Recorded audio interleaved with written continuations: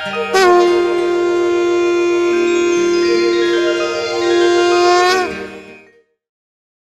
ओम। घ्राणं पातु मखत्राता, घ्राणं पातु मखत्राता।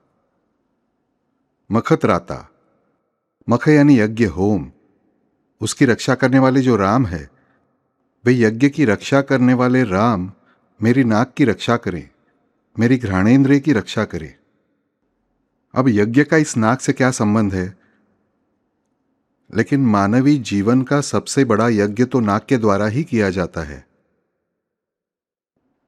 हमारे अनजाने में जो क्रिया जारी है और जो क्रिया चल रही है, इसलिए हम सक्रिय हैं, वो क्रिया यानी श्वासोच्छ्वास। और वो श्वासोच्छ्वास की क्रिया जिस नाक के द्वारा चलती है, उस नाक की रक्षा करने के लिए बुद्ध कौशिक ऋषि समुचित नाम का प्रयोग करते हैं कि घ्राणम पातु मखत्राता, यज्ञ की रक्षा करने वाले राम मेरी नाक की रक्षा करें, क्योंकि इस नाक की सहायता से ही मैं मेरे जीवन का सबसे महत्वपूर्ण होम यज्ञ संपादन करता रहता हूं। यज्ञ कहे तो हमें लगता है एक चौकर कुछ बनाया है, वहां पे गोबर के उपले रखे, लकड़ियां रखी है, कपूर रखा है, उस पर घी डाल रहे हैं और कोई मंत्र बोल रहे हैं। इतनी क्रिया यानी यज्ञ नहीं, ये हमें पहले समझना होगा। गीता जिन्होंने पढ़ी है, गीता का अर्थ पढ़ा है, गीता ही पढ़ी है, वे जानते हैं कि यज्ञ के विभिन्न प्रकार श्री कृष्ण ने बताए हैं। साई चरित्र में भी हमें पंचयज्ञ बताए गए हैं। यज्ञ यानी अग्नि, अग्नि को अर्पण करना यानी यज्ञ। इसीलिए मेरे देह में जो अग्नि रहती है, उस अग्नि को जो मैं अर्पण करता हूं, वो भी यज्ञ है, मुझे जानना चाहिए। और इसीलिए मैं जो खाता हूं वो भी यज्ञ है कि मैंने अर्पण की हुई आहुति है, क्योंकि मेरे पेट में जो अग्नि है, अभी अभी हमने रुद्र में पढ़ा सुना कि अग्नि कहाँ है, जठर में, जठरे अग्नि। और ये जठराग्नि जो है, इसे हम आहुति देते रहते हैं। लेकिन उससे भी बड़ा प्रमुख यज्ञ चलता है, वो मेरे श्वासोच्छ्वास का यज्ञ, मेरी नाक के द्वारा चल रहा यज्ञ। और ये यज्ञ जो है वो हमारे परिश्रमों के बिना चलता है, अपने आप चलता रहता है। लेकिन हमें इस यज्ञ का फल क्या है ये नहीं जानते। उस यज्ञ का फल जो हर एक को मिलता है, कुत्ते को मिलता है, चिड़िया को मिलता है, मक्खी को मिलता है, वो हमें भी मिलता है। हम ऑक्सीजन भीतर लेते हैं और कार्बन डाइऑक्साइड बाहर फेंकते हैं। मैक्सिमम चिरूट पीते समय, सिगरेट पीते समय धुआं अंदर लेते हैं, धुआं बाहर फेंकते हैं। वैसे हम प्राणियों से कुछ अलग करते नहीं है। फिर ये जो यज्ञ है, उसे यज्ञ कहने का कारण क्या है? इस क्रिया को यज्ञ कहने का कारण क्या, और इसका हमें कैसे उपयोग कर लेना चाहिए? तो महत्वपूर्ण बात हमें जाननी चाहिए कि मेरे शरीर में चलने वाली दो अनैच्छिक क्रियाएं कौन सी है, कि जिन पर मेरा खुद का नियंत्रण, ऐच्छिक नियंत्रण नहीं है। तो एक हृदय क्रिया जिस पर मेरा बिल्कुल भी नियंत्रण नहीं है, कोई नियंत्रण मैं नहीं रख सकता। हाथ से खाना पीना, ये मेरी ऐच्छिक क्रियाएं हैं। पेशाब करना, टट्टी करना, ये बेसिकली अनैच्छिक रहने वाली, लेकिन ऐच्छिक हो चुकी मानव के स्वभाव के कारण, सामाजिक वृत्ति के कारण ऐच्छिक बन चुकी क्रियाएं हैं। मैं पूरी तरह कंट्रोल कर सकता हूँ काफी हद तक। श्वासोच्छ्वास ये एकमेव ऐसी क्रिया है जो अनैच्छिक होकर भी मैं थोड़ा बहुत ही सही उस पर कंट्रोल कर सकता हूँ। 2 मिनट 3 मिनट मैं नाक दबाकर रख सकता हूँ। वैसे मैं हृदय दबाकर बंद कर नहीं बैठ सकता हूँ, वो मेरी कैपेसिटी ही नहीं है अपनी। और फिर ये जो क्रिया है, इस क्रिया का संबंध मेरे शरीर के हर एक अवयव से है, हर एक कोशिका से है, और इसीलिए मेरे मन से भी है। हमारे मन के बहुत करीब होने वाली बात यानी श्वासोच्छ्वास, ये हमें जानना चाहिए। हमें हमारा मन नहीं दिख सकता, मन दिखा नहीं सकते, मस्तिष्क दिखा सकते हैं। मस्तिष्क स्थित मन को दिखाया नहीं जा सकता। मुझे इलेक्ट्रिकल करंट जोड़कर किस एरिया में मस्तिष्क के किस प्रकार के विचार उत्पन्न होते, ये दिखाया जा सकता है। लेकिन मैं मन यानी क्या, ये मैप निकालकर नहीं दिखा सकता, क्योंकि वो जियोग्राफिकल मैप नहीं है। लेकिन ये जो मेरा मन है, जिसको लेकर हर एक को उत्सुकता रहती है, इस मन को जान लेने की, स्वयं का मन जानने की और दूसरे का मन जानने की, मेरा अपना जो मन है, उसका सबसे नजदीकी संबंध मेरे श्वासोच्छ्वास से है। देखो, सीधी सी बात है, श्वासोच्छ्वास जोर से कब चलता है? जब मनुष्य की भावनाएं उमड़ कर आती है तब। भय से, दुख से, काम से, क्रोध से जब मेरी वृत्तियां उमड़ कर आती है, तब मेरा श्वासोच्छ्वास अपने आप जोरदार चलता है। यानी मेरे मन का इसके साथ यकीनन ही नजदीकी संबंध है। वैसे ही मेरे हृदय की धड़कनें तेज हो जाती है, हृदय का मेरा संबंध है, फिर भी मैं कुछ नहीं कर सकता। परंतु श्वासोच्छ्वास की क्रिया का और एक करीबी संबंध हमें पता होता है कि जितने प्रमाण में श्वासोच्छ्वास का नंबर ज्यादा, प्रति मिनट होने वाला रेट अधिक, उतने प्रमाण में आयु कम। कछुआ केवल 1 मिनट में 4 बार श्वासोच्छ्वास करता है और उसकी आयु 300 से 400 साल होती है। मानव लगभग 16 से 20 बार करता है, इसलिए उसकी आयु मैक्सिमम 70 से 80 साल होती है। वहीं जो छोटे छोटे कीट हैं वे मिनट में 150 बार उनका श्वासोच्छ्वास चलता है, 80 बार चलता है। उनकी आयु महज कुछ दिन की होती है। हमारी समझ में आएगा कि श्वासोच्छ्वास का संबंध मेरे मन से है, वैसा मेरे शांत और स्थिर स्वास्थ्यदायी जीने से भी है। यानी मेरे मन का स्वास्थ्य और मेरे शरीर का स्वास्थ्य, इन दोनों स्वास्थ्यों से मेरे श्वासोच्छ्वास का बहुत करीबी संबंध है। और तीसरी अहम बात, यानी हम कई बार सुनते हैं, देखते हैं, पंडित जी पूजा के समय हमसे कहते हैं ऐसे नाक दबाइए, यहां से सांस छोड़िए, फिर ऐसा कीजिए, फिर ऐसा कीजिए, बाद में ऐसा कीजिए। संबंध है, भगवान का नाम लेने का भी उस नाम से संबंध है। और इतना ही नहीं, हमें साई चरित्र से लेकर हर एक ग्रंथ बताता है कि ये जो श्वासोच्छ्वास है वो एक्चुअली अजपा जप है। अजपा जप यानी मैंने जानबूझकर न जपते हुए अपने आप होने वाला जाप है। और ये कौन सा है? तो इसे कोई सोहम कहता है, कोई हंस कहता है। हम किस दिशा में देखते हैं उस पर निर्भर है। सोहम यानी सह अहम, यानी वो मैं हूं, यानी मैं परमात्मा का अंश हूं, मैं परमात्मा से अलग नहीं हूं। ये एहसास करा देने वाला ये यज्ञ है, ये नाम जप यज्ञ है। और वाकई अगर हमने ठीक से हमारे श्वासोच्छ्वास की आवाज सुनने की कोशिश की तो हमें यकीनन ही समझेगा कि यह आवाज सहा और अहम ऐसी ही आती है। सहा यानी वो और अहम यानी मैं।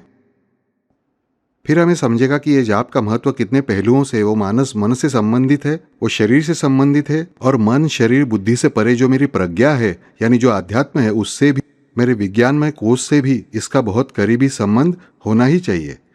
जिसे हम त्रिताप कहते हैं, 3 प्रकार के ताप मनुष्यों से मिलते हैं आकर, आध्यात्मिक, अधिदैविक, अधिभौतिक। ये तीनों ताप दूर करने का सामर्थ्य इस मेरी श्वासोच्छ्वास की क्रिया में यकीनन ही है। फिर हम श्वासोच्छ्वास की क्रिया की उपेक्षा क्यों करते हैं? क्योंकि हम उसके बारे में ठीक से जानते नहीं। हम केवल इतना जानते हैं कि प्राणायाम करते बड़े योगी लोग श्वासोच्छ्वास रोककर पानी के नीचे से 10-10 मिनट ऊपर नहीं आते, इतनी देर तक सांस रोककर रखते हैं। ऐसी वाहियात कल्पनाओं से हमारा कुछ भला नहीं होता, ध्यान में रखो, हरगिज भला नहीं होता। मन से कहता हूं बच्चों, अध्यात्म करना ही है ना तो सीधी सादी बातें पहले करने लगो।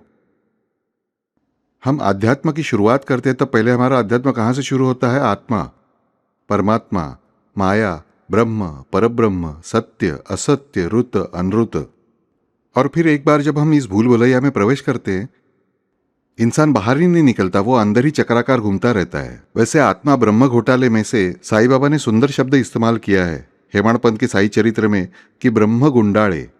यह वाकई ब्रह्म घोटाला है, ब्रह्म यही ब्रह्म घोटाला है बड़ा। यानी हम उसका अध्ययन करने लगे तो इतनी गहराई तक जाते हैं कि ब्रह्म तो दूर की बात, परब्रह्म दूर की बात, हम पराये ही हो जाते हैं भगवान से। हम अध्यात्म में ऐसी जटिल बातों का बहुत चर्वितचरण करते रहते हैं, और ऐसे चर्वितचरण करने से मेरे हाथ कुछ नहीं लगता। एक कहावत है मराठी में, प्रयत्न वाळूचे कण रगड़ीता तेल ही गड़े। मुझे हरगिज पसंद नहीं, क्योंकि मैं जानता हूं कोशिश कितनी भी करें, रेत के कण रगड़ने से तेल कभी भी नहीं निकलेगा। लेकिन बच्चों के मुंह पर फेंकने के लिए हमेशा इस्तेमाल करते। बच्चा अगर पूछे, पिताजी मैं लाकर देता हूं, हम 3 दिन रगड़ेंगे रेत के कण, क्या तेल निकलेगा? बाप पर मुंह छुपाने की नौबत आएगी। प्रयास करने ही है तो तिल रगड़ने की करे और तेल पाए, रेत के कण की कभी कल्पनाएं नहीं करे। लेकिन हम भारतीयों का स्वभाव ही कुछ ऐसा है कि सिर्फ शब्दच्छल करेंगे, शब्दच्छल करेंगे। गौतम बुद्ध ने बहुत सुंदर बात कही है, बच्चों, खामखा जन्म, पुनर्जन्म, मृत्यु, मृत्यु पश्चात क्या होता है, आत्मा यानी क्या, प्राण यानी क्या, इनका चर्वितचरण करने के बजाय जीवन को अनुभव करो। अच्छा क्या बुरा क्या है वो तय करो और नीतिपूर्वक और विवेक से सद्गति को स्वीकार करो। यही हमें तुकाराम महाराज और ज्ञानेश्वर जी ने भी कहा है कि नाम लो, नीति से पेश आओ, विवेक से पेश आओ। ब्रह्म ब्रह्म जिसे कहते हो वो तुम्हारे समीप द्वार पर आकर खड़ा होगा, वो परब्रह्म आकर मेरे द्वार पर खड़ा होगा। जनाबाई उच्च स्वर में कहती है कि पकड़ा पंढरी का चोर, गले में बांध कर डोर। ये उन्होंने कैसे किया? कहीं नाक पकड़कर बैठी हुई दिखती है हमें जनाबाई? हमें जनाबाई गोबर के उपले बनाते दिखती है, बर्तन मांजते दिखती है, कपड़े धोते दिखती है, और उनके साथ उनके भगवान भी सारे काम करते हुए दिखाई देते हैं। इससे समझेगा कि परब्रह्म परब्रह्म जिसे कहते हैं उसे ढूंढने के लिए हमें बन बन भटकने की आवश्यकता नहीं है, हमें भीख मांगने की आवश्यकता नहीं है, हमें वाहियात हरकतें करने की आवश्यकता नहीं है। इतने लोगों को परब्रह्म जिस मार्ग से मिला उस मार्ग से यकीनन ही हमें मिलेगा, आज नहीं तो कल पक्का। पर शब्दच्छल करके और वाद विवाद करके मैं मेरी शक्ति जाया करता हूं, व्यय करता हूं मेरी शक्ति का। उससे अच्छा मैं प्रयास करूंगा, मैं कोशिश नहीं करूंगा, मैं प्रयास करूंगा। कोशिश करना यानी ट्राई करना, प्रयास करना यानी डू एफर्ट, यानी एफर्ट करना, परिश्रम करना। हम कोशिश करते रहते हैं, कोशिश ही हमेशा हाफ हार्टेड होती है, ध्यान में रखो। कोशिशों से कुछ नहीं होता, प्रयास करने चाहिए हमें, प्रयास। हम कहते बापू मैं कोशिश करके देखता हूं, तुम किसी के पास काम के लिए जाते हो, कहते हो मैं कोशिश करके देखता हूं, समझ जाना ये मेरा काम करने वाला नहीं है। खुद भी वही समझना, मैं कोशिश करता हूं कहा तो समझो ये होगा नहीं, मैं परिश्रम करता हूं कहा तभी ये बात ठीक है। तो ऐसे ही हम जब अध्यात्म के पीछे पड़ जाते हैं तब कई गलत धारणाएं लेकर आगे जाते हैं। जो वास्तविक अच्छा अध्यात्म रहता है वो हमारे इससे आता ही नहीं, और शाब्द भ्रम जो है उसमें हम उलझते जाते हैं। शब्दों के बड़े बड़े लपेट हमें ज्ञात होते हैं। कई लोग आपको दिखेंगे, देखो, जिन्हें बड़ा बड़ा नॉलेज रहता है, नॉलेज यानी जानकारी, ये ग्रंथ मैंने पढ़ा है, वो ग्रंथ मैंने पढ़ा है, ये है वो है, अनुभूति क्या है? शून्य, अनुभूति शून्य। तो हमें पहले खुद को पहचानना सीखना चाहिए और फिर परमेश्वर को पहचानना पड़ता है। यह हमें जो बताता है वो वास्तविक गुरु होता है। उसके मन में करुणा रहती है, उसमें क्षमा रहती है, उसके मन में समत्व होता है। राजा हो या भिखारी हो, दोनों से वो समान प्रेम करता है। पापी हो या पुण्यवान, वो समान प्रेम करता है। हर एक के लिए जी जान से प्रयास करता रहता है, वो गुरु होता है। और हम अगर अध्यात्म में प्रवेश करना है हमें, तो तुकाराम जी जैसे, ज्ञानेश्वर जी जैसे, रामदास जी जैसे, सूरदास जी जैसे हैं, उनके ग्रंथ, उनके शब्द, इन्हें हमें गुरु मानना होगा। उनके मार्ग पर हमें चलना होगा। और इसीलिए हमारे समझ में आएगा कि नाम लेते लेते ही हमारा जो श्वासोच्छ्वास है वो एक रिदमिक पद्धति से होने लगता है, एक रिदम पर होने लगता है। देखो, सीधी सी बात तुम ध्यान में लो बच्चों। समझो हम हरिपाठ गाते हुए नाच रहे हैं। हरिमुखे म्हणा पुण्याची गणना कोण करी, अथवा हम हनुमान चालीसा बोल रहे हैं और नाच रहे हैं। हम जय जय रामकृष्ण हरि का गजर कर रहे हैं और नाच रहे हैं। हम विठ्ठला हरि विठ्ठला गाकर नाच रहे हैं। नाचते नाचते या इवन बैठे होंगे तभी हमारे मन के साथ, हमारी जीभ के साथ हमारे मन को एक स्पंदन शक्ति प्राप्त होती है, उसके साथ एक लय प्राप्त होती है, एक रिदम प्राप्त होता है। और वही रिदम हमारे मन के साथ ही हमारे पूरे शरीर में फैलता है। शरीर को, हमारे मन को एक रिदम प्राप्त होता है, देखो। और उसी के साथ, उस शरीर के साथ मेरे शरीर का जो एक आवश्यक भाग है, यानी मेरे फेफड़े, मेरा डायफ्राम, मेरी नाक, इस मेरी श्वसन क्रिया को एक रिदम प्राप्त होता है, एक सहजता आती है। भले मैं नाचते हुए थक जाता हूँ, बहुत थकता हूँ, या अगर मैं बैठा हूँ तो मुझे एहसास भी नहीं होता, तो अपने आप ये गजर करते हुए, जाप करते हुए, देखो, हम ओम कृपा सिंधु श्री साईनाथ हनुमान जब 108 बार करते हैं, और जब मैं मेरा मैक्सिमम प्रयास पूर्वक उन साईं बाबा की तस्वीर की ओर देखने की कोशिश करता हूँ, मेरा माथा शांत रखने की कोशिश करता हूँ, मैं अच्छे विचार लाने की, करने की कोशिश करता हूँ, तब मेरे सांसों को एक सुंदर लय प्राप्त होती है, एक सुंदर रिदम प्राप्त होता है। गाने को जैसा एक रिदम होता है, एक लय होती है, एक धुन होती है, वैसे मेरा श्वासोच्छ्वास भी एक गायन है, ये भी साम है। श्वासोच्छ्वास को इसलिए साम कहा गया है। अगस्त्य जी कहते हैं कि श्वासोच्छ्वास ही वास्तविक साम है। सामवेद का साम यानी अन्य कुछ भी नहीं, ये श्वासोच्छ्वास का जो रिदम है वही साम है। इसका वैज्ञानिक कारण भी हमें समझना चाहिए कि हम गाते हैं, यानी हम बोलते हैं, और हम बोलते गाते किसकी बदौलत? श्वासोच्छ्वास की बदौलत ही। श्वासोच्छ्वास की क्रिया का मॉडिफाइड स्वरूप यानी बोलना, ये समझना होगा। हम बोलते कैसे बोलते हैं? तो हम भीतर ली हुई हवा जो है उसे बाहर फेंकते हैं। उसे बाहर फेंकते समय जो स्पंदन होते हैं लैरिंग्स में, वह स्पंदन कैसे करते हैं वो हम अपने आप सीखते हैं, और उससे हम बोलना सीख जाते हैं। यानी बोलने की क्रिया बेसिकली क्या है? ये श्वासोच्छ्वास की ही क्रिया है। मैं नाम जप करता हूँ, मैं गजर करता हूँ, मैं प्रार्थना बोलता हूँ, मैं स्तोत्र कहता हूँ, यानी मैं श्वासोच्छ्वास की क्रिया का ही अधिक अच्छा विशेषता उपयोग करता हूँ, यह मुझे समझना होगा। अब मुझे समझेगा कि मेरी भक्ति में श्वासोच्छ्वास का महत्व कितना है। इसलिए मैं जब नाम गजर करता हूँ, नामस्मरण करता हूँ, ये मन ही मन भी किया, तब भी उसका संबंध मेरे श्वासोच्छ्वास के साथ होने के कारण अपने आप मेरा श्वासोच्छ्वास ये प्राणायाम की ओर ही जाने लगता है। मैंने अनुलोम विलोम प्राणायाम, मुझे लगता है वहां डिसिल्वा में रहते समय सिखाया। 98 साल में जो थे उनको याद होगा, करता कोई नहीं मैं जानता हूँ। सप्तम ओमकार वगैरह मैंने सब सिखाया था। कुंभक यानी क्या, रेचक यानी क्या, सारी क्रियाएं सिखाई थी। पुराने लोगों के पास नोट्स होंगे, वे निकाल कर देखें और पढ़े। नए लोगों को दिखाए तो भी हर्ज नहीं है। ऐसा हमने ये प्राणायाम योग शास्त्री से, किसी अच्छे अध्यापक से सीखा तो अच्छी बात है, प्राणायाम ये वाकई सुंदर चीज है। पर मैं नामस्मरण जब करता हूँ, मैं दिल से नामस्मरण करता हूँ, भक्ति करता हूँ, मंत्र कहता हूँ, स्तोत्र कहता हूँ, तब अपने आप मेरा प्राणायाम सिद्ध होता है। अपने आप यानी अपने आप, मैं दिल से कहता हूँ बच्चों तुम्हें, ये बात ध्यान में रखो। मैं कई लोगों से कहता हूँ 108 बार घोर कष्टोद्धरण कहो। जिस स्पीड से बोलते हैं ना, बाप रे। और आपको बताऊं, अक्षरशः 5 श्लोक उनके 15-20 सेकंड्स में खत्म हो चुके होते हैं। और इतनी स्पीड से बोलते हैं कि घोर कष्टोद्धरण में से घो और इति श्रीमद् परमहंस वासुदेवानंद सरस्वती एक हुआ देखता हूं। इतनी जल्दी जल्दी जल्दी बोलते हैं, ऐसे बोलकर फायदा नहीं है। उस 108 नंबर को कोई नहीं पूछेगा, ध्यान में रखना बच्चों। मैं दिल से कहता हूं, संस्कृत उच्चारण गलत होता हो, मैं ख्याल रखने के लिए बैठा हूं यहां, लेकिन स्पष्ट रूप से बोलो, शांति से बोलो। हम जो अनियंत्रित मवेशी जैसे घूमते हैं ना गांव में, जैसे बैल को छोड़ा हुआ रहता है ना, उस प्रकार हमारी वाणी जो चालू होती है, कितना जल्द से जल्द मैं समाप्त करता हूं, यही मेरा विचार रहता है। इससे आपको कुछ भी नहीं मिल सकता, क्योंकि उस 108 नंबर में यकीन ही कुछ तो है। मैं आपको बार बार बता चुका हूं कि 108 नंबर क्यों चुना है, क्योंकि मेरे हर एक मानव के शरीर में 108 शक्ति केंद्र है। इन्हीं के जरिए मेरे शरीर का कार्य चलता है, इसलिए 108 बार नामस्मरण करते हैं, या फिर 54 बार, 27 बार, जितना मुझे बताया गया हो। लेकिन वो करते समय मुझे समझना चाहिए बच्चों कि नंबर सुयोग्य रूप से पूरा करना ही आवश्यक है, लेकिन उससे भी ज्यादा वो सुयोग्य रूप से बोलना आवश्यक है। वो शांत चित्त से बोलना आवश्यक है बच्चों, पर वही हम ठीक से नहीं करते। हम इतनी जल्दी जल्दी बोलते हैं कि मन अशांत हो जाता है, उल्टा शांत होने के बजाय। स्तोत्र कहने से, मंत्र पठन करने से मेरा मन शांत होना चाहिए, वो शांत होने के बजाय अधिक अशांत हो जाता है। और उससे क्या होता है बच्चों, मेरा श्वासोच्छ्वास जो प्राणायाम की ओर झुकना चाहिए, वो उल्टा अस्थमा की ओर झुकता है। ऐसी मेरी स्थिति हो जाती है। इसे भक्ति नहीं कहते, इसे परमेश्वर की उपासना नहीं कहते, ये समझना चाहिए। मैं शांति से बोलूंगा, मुझे 108 बार घोर कष्टोद्धरण कहना है। एक ही बैठक में मैं नहीं बोल पाऊंगा, ठीक है। 27-27 ऐसा 4 बार कहूंगा, मैं 36-36 ऐसा 3 बार कहूंगा एक दिन में, पर मैं शांत मन से कहूंगा। मेरे पास सारी बातों के लिए समय है, बस भगवान के लिए नहीं। ऐसे जो गाड़ी भगाते हैं ना, और मैं लोगों की बातें सुनता हूं, मेरा घोर कष्टोद्धरण 108 बार 1.25 घंटे में होता है। क्यों जल्दबाजी है मुझे बताइए। इस जल्दबाजी से कुछ नहीं मिलता। वजह बताता हूं बच्चों, कि स्तोत्र पठन से, नामस्मरण से जो कुछ फायदा संभव है ना, वो नंबर पूरा करने से नहीं मिलता। ये पहली बात समझ लो।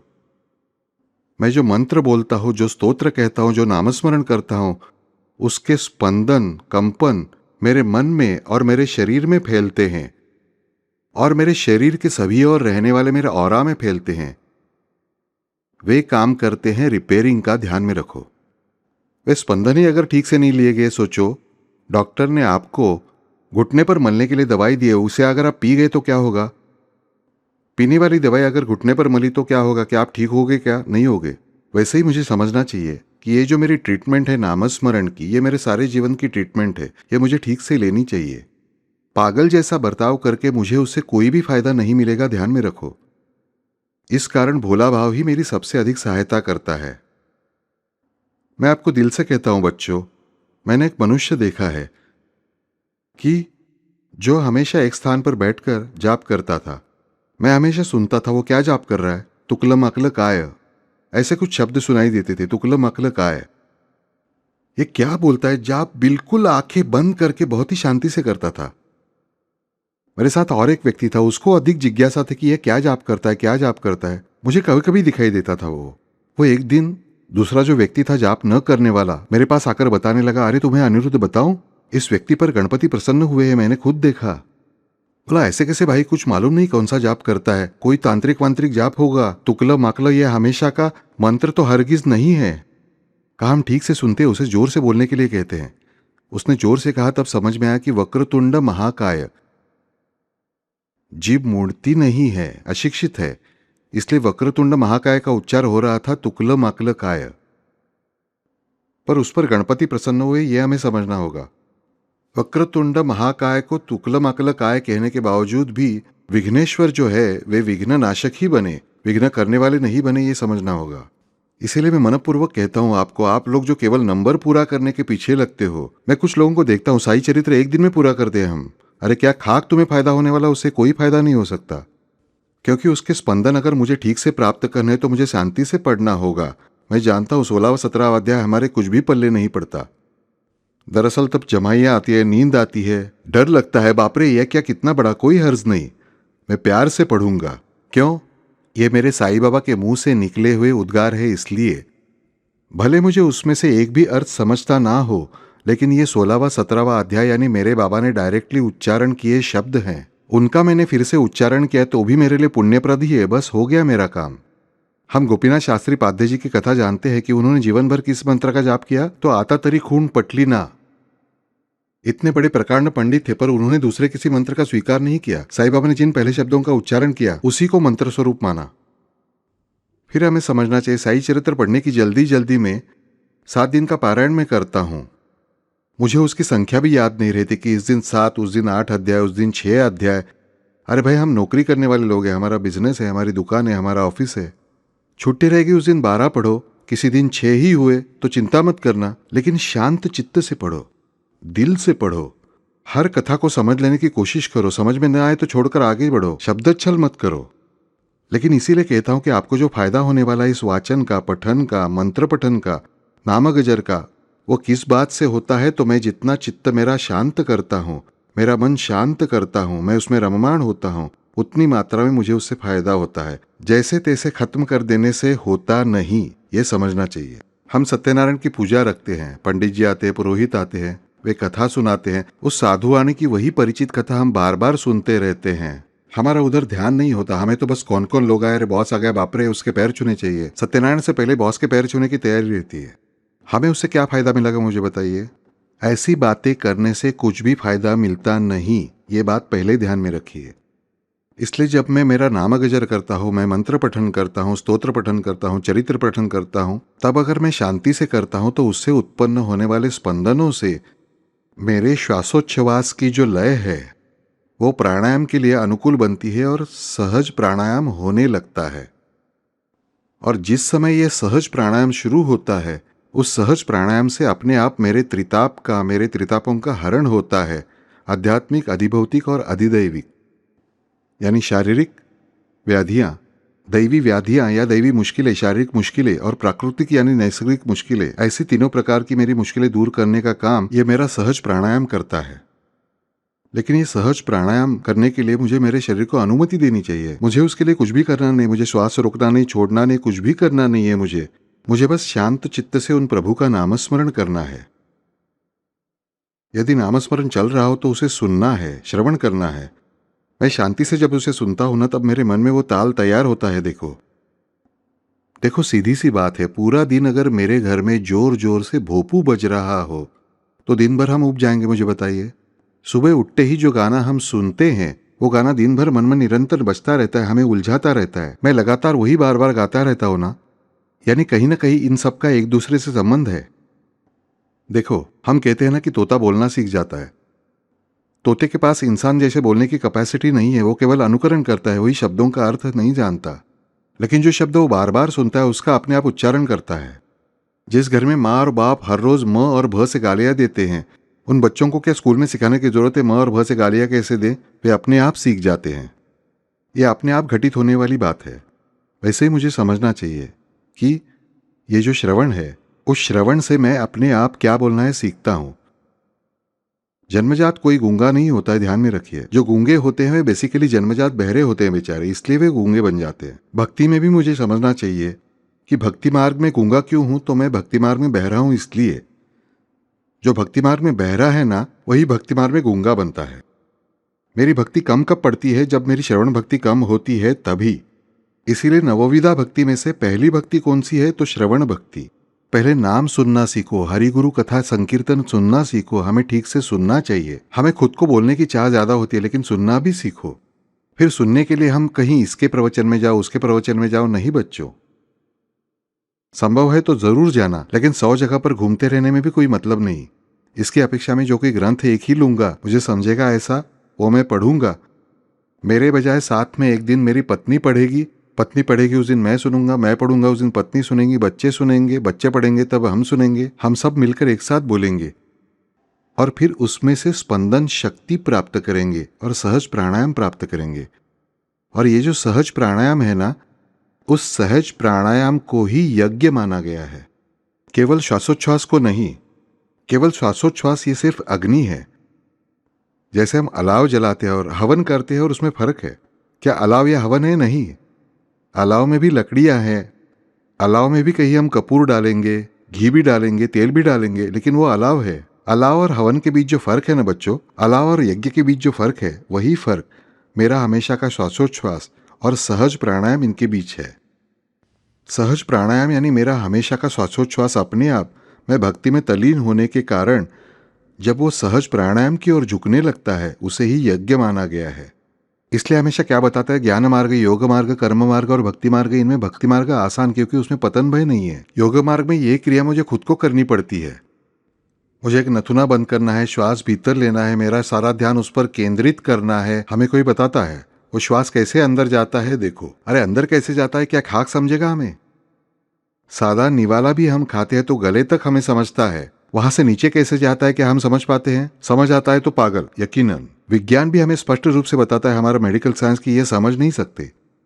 ज्यादा से ज्यादा जिसे भाई अल्सर हुआ है, पेट की बीमारी है, उसे पेट में जाने के बाद जलन हुई तो समझेगा, तीखा खाया, अन्यथा कुछ नहीं। फिर मुझे कैसे समझेगा श्वास भीतर कहाँ जाता है? एक बार श्वास, तुम्हें बताता हूँ बच्चों, तुम्हारी नाक से फेरिंग्स नाम के अवयव से होकर भीतर गया तो फिर वो भीतर कैसे जा रहा है किसी के बाप को भी पता नहीं चलेगा। 100% नहीं चल सकता। ध्यान कैसे रखोगे तुम? फिर हम कल्पना से उस पर ध्यान रखते हैं और वो कल्पना भी मिथ्या ही है। और जो असत्य है उसके पीछे जाकर हमें भगवान नहीं मिल सकते, समझना होगा। इस असत्य के पीछे लगकर कुछ नहीं मिल सकता। वो श्वास का मार्ग हमने मैक्सिमम ध्यान रखने की कोशिश की तो भीतर गया है, इतना ही हमें समझता है। फिर बाहर आते समय समझता है, लेकिन वो यहां तक पहुंचने पर एल्वियोलाई में पहुंचा है, यह हमें समझता है। ऐसा किसी ने कहा तो समझो कि यह मनुष्य झूठ बोल रहा है या भ्रमित हो चुका है। ये कोई भी जान नहीं सकता। ये कौन समझ सकता है, ये भी बताता हूं कि योग मार्ग से जब इसी प्रकार प्राणायाम करते करते करते करते सालों साल जो व्यक्ति प्राणायाम करता रहता है, कई साल बाद उसे याम सिद्धि प्राप्त होती है, जिसमें उसे इस श्वास का पहला बाहर होने वाला प्रवास, बाहर यानी उच्छ्वास, पहले समझने लगता है। हम नहीं जानते, कई लोगों को गलतफहमी होती है कि बाहर फेंकने वाला श्वास जो है ना वो प्राण है और भीतर लेने वाला श्वास जो है अपान है।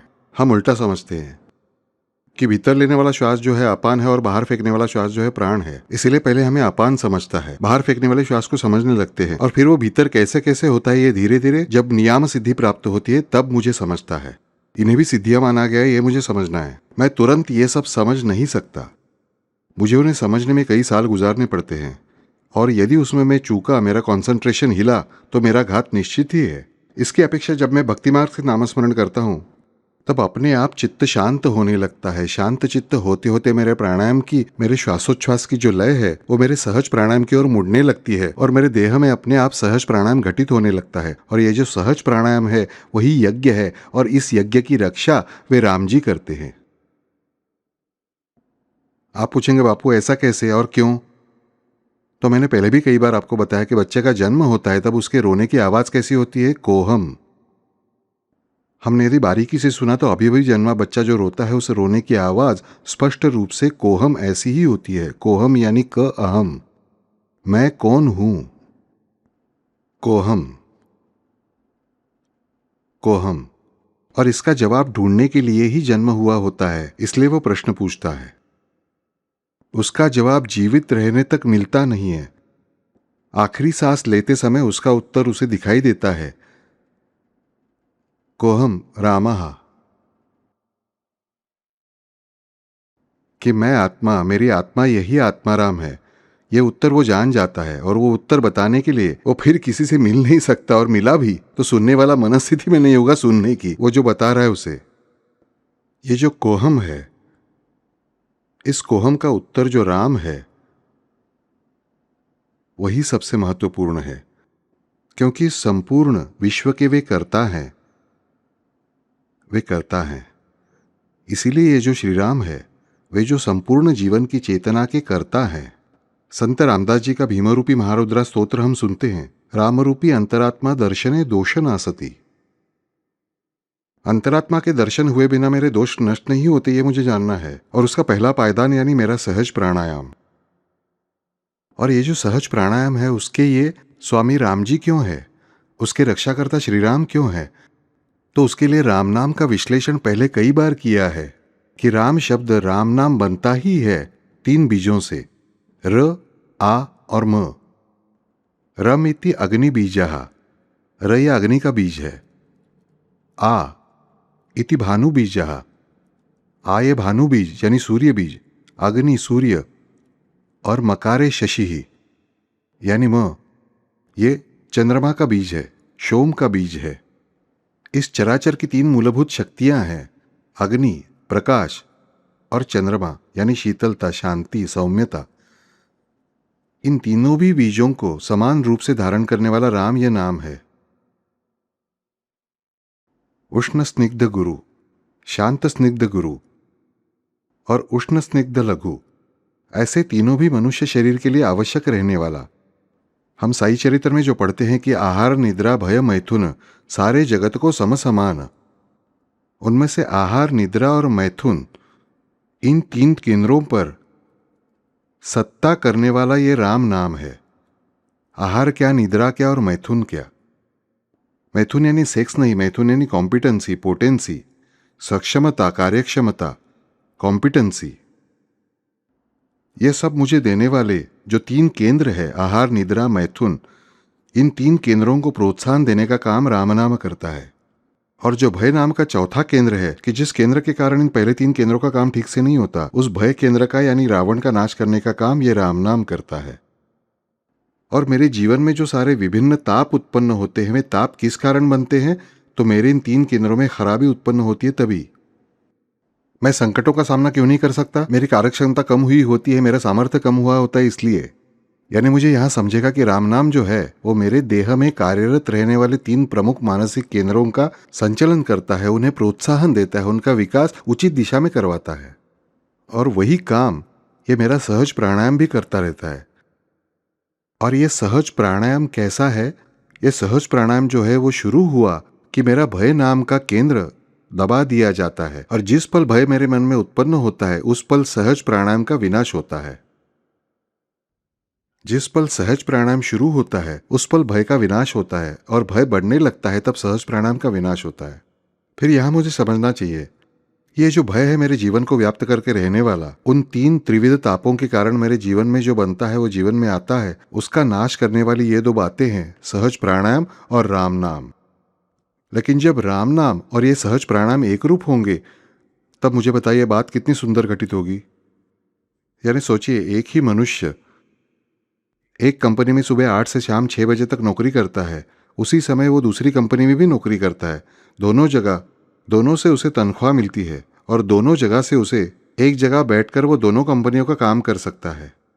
धोखाधड़ी का मैं नहीं बोल रहा हूँ, 2-3 जगह पर नाम दर्ज करता है और काम किए बिना पैसे कमा रहा है, ऐसा नहीं बोल रहा हूँ मैं। जस्ट उदाहरण के लिए कि मैं एक जगह पर बैठकर दोनों जगहों का काम कर रहा हूँ, दोनों स्थानों का वेतन मुझे उसी समय मिल रहा है, तो कितना सुंदर होगा ना।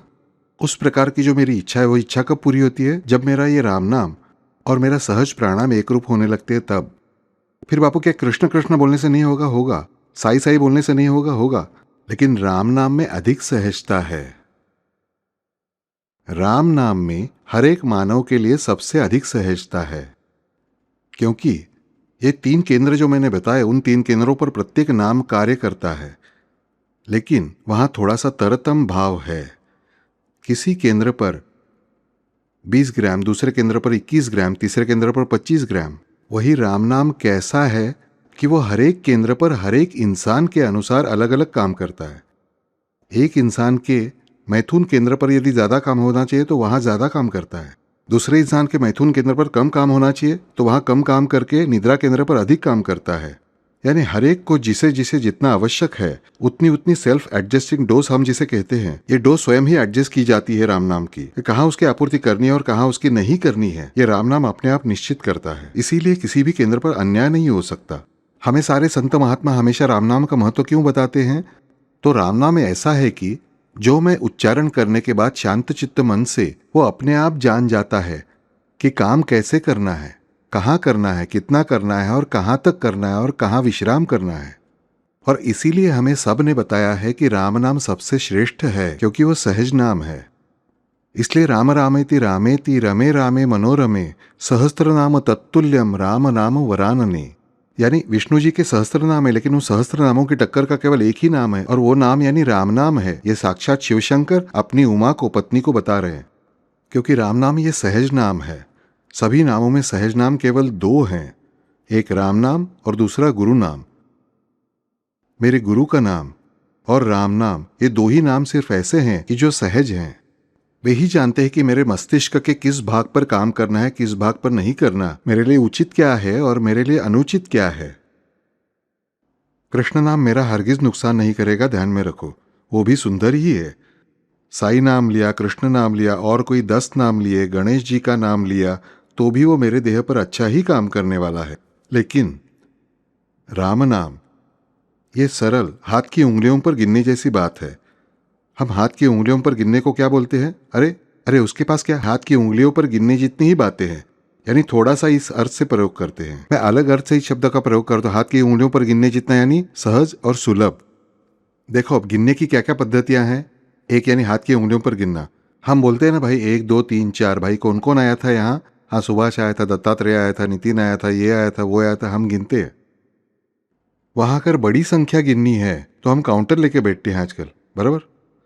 उससे अधिक संख्या गिनती है तो हमें लॉगरिदम टेबल्स का इस्तेमाल करना पड़ेगा, या फिर हमें कैलकुलेटर इस्तेमाल करना पड़ेगा, या फिर कंप्यूटर का इस्तेमाल करना पड़ेगा, बराबर। अथवा अधिक लोग नियुक्त करने पड़ेंगे। तो गिनने की सबसे आसान बात कौन सी? तो हाथ की उंगलियों पर गिनना। यह हमारे लिए गिनने की सबसे आसान बात है।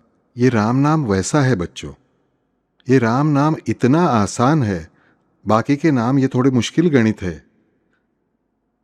यानी कैसे? 1 अधिक 1 अधिक 1 अधिक 1। आम मनुष्य कहता है भाई कितने हैं? ठहरो, 1 2 3 4, 4 है। देखो बच्चे स्कूल में पहली बार कैसे सीखते हैं गणित?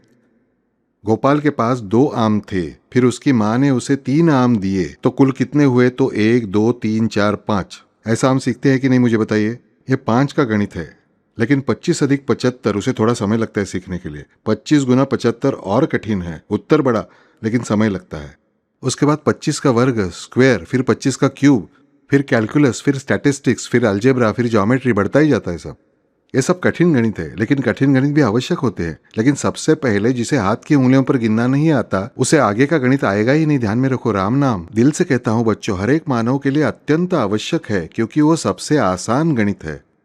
मैं सारे छात्रों को हमेशा कहता हूं बच्चों, परीक्षा देते समय सबसे बड़ा मूल मंत्र क्या है सक्सेस का? आसान सवालों के जवाब पहले लिखिए, फिर कठिन सवाल ले लो।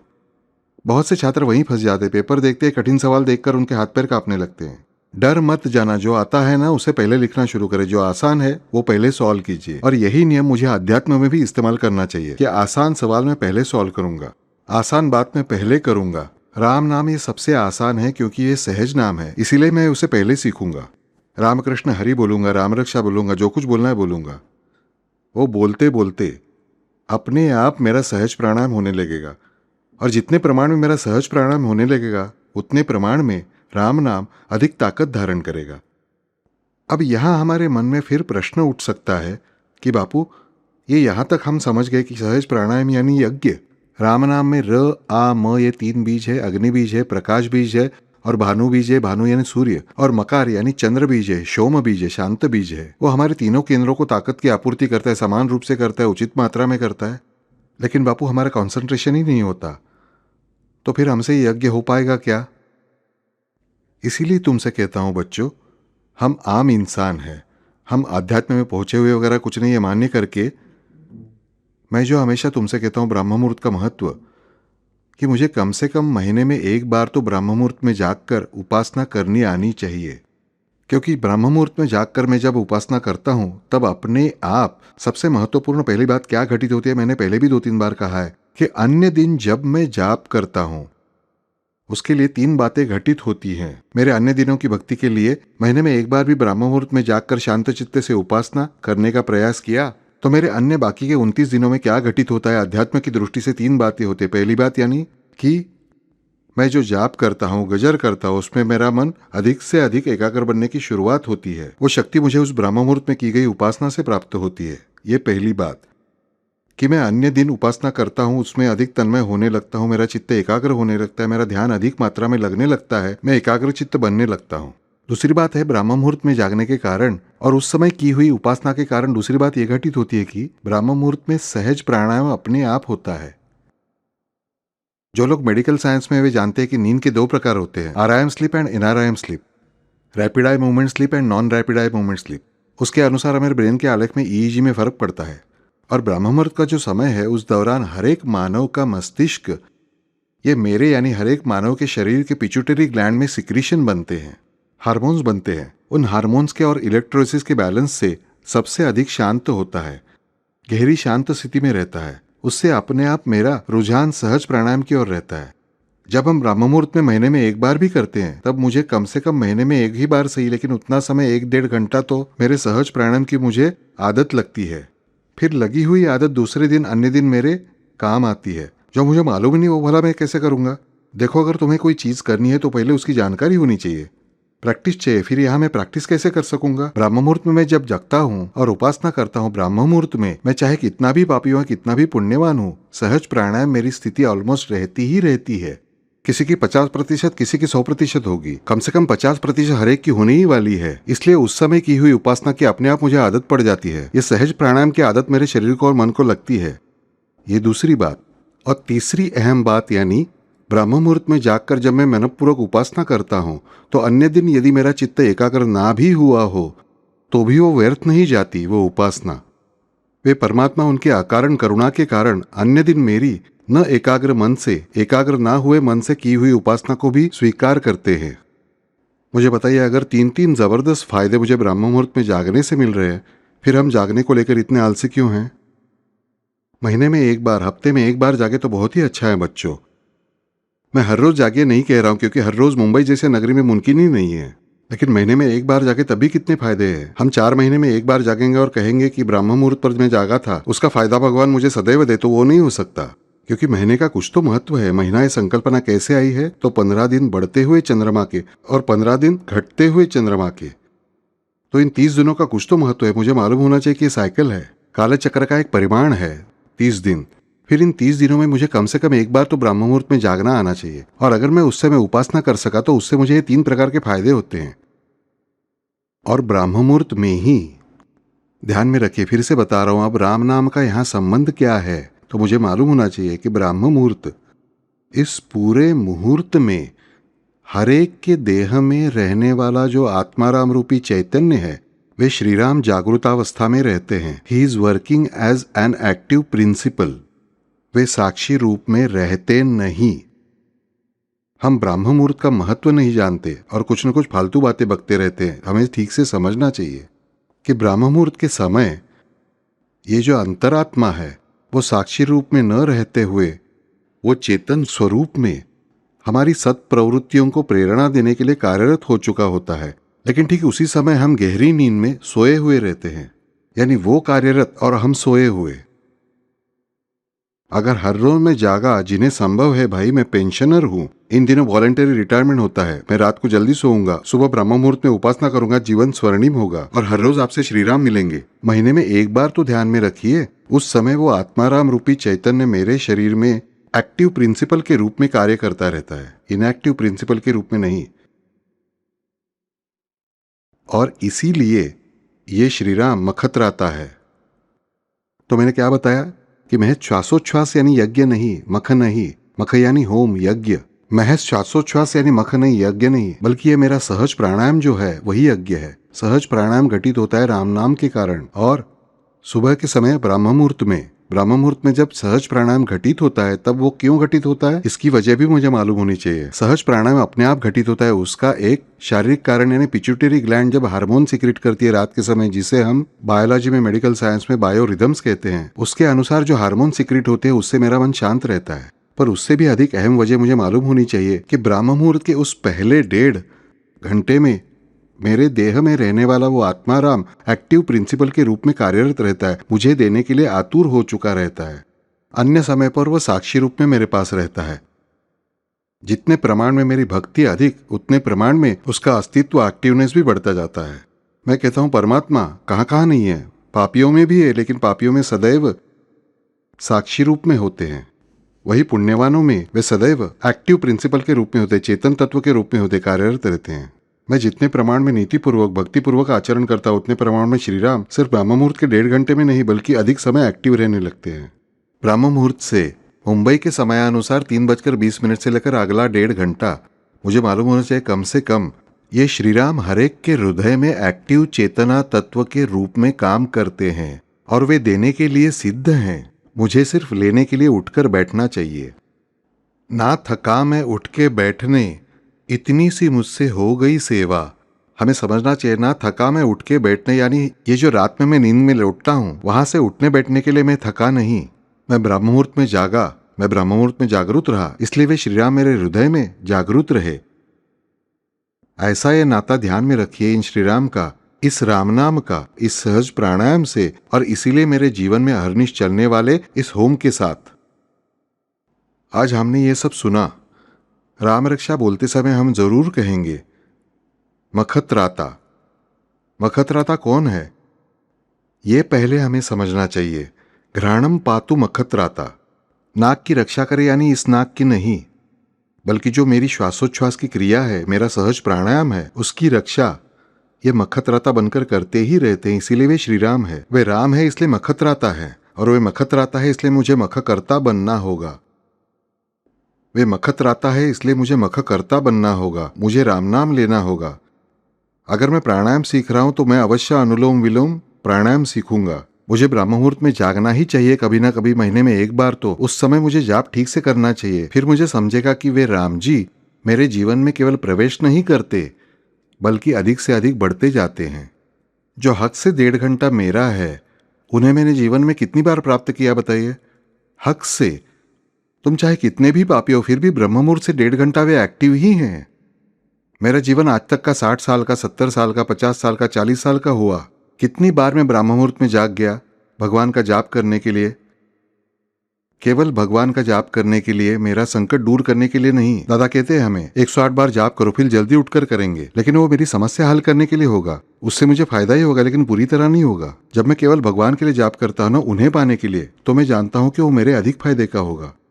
ऐसे ब्रह्म मुहूर्त में हम जागेंगे, क्योंकि वो राम मुहूर्त है। राम मुहूर्त है।